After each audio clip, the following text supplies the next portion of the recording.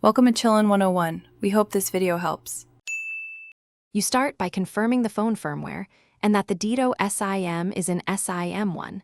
This phone usually requires the primary SIM for Volte. Once done, turn on mobile data and wait for a stable 4G indicator. The phone must register on the LTE network first. Make sure airplane mode is off and restart if the SIM was just inserted. Doing this prepares network registration, so the subsequent VoLTE toggle will appear and work correctly. You now go into Settings and tap Dual SIM and Mobile Network, then select the Dito SIM entry. Selecting the active SIM is essential because VoLTE is SIM specific.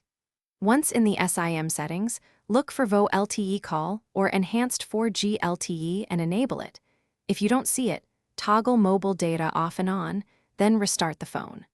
Also verify the APN matches Dito profile, because incorrect APN can prevent the VoLTE service from registering. You finish by making a test call and watching for the VoLTE or HD call icon.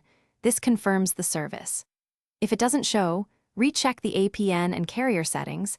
Sometimes a carrier profile push or firmware update is required, so make sure the phone is current.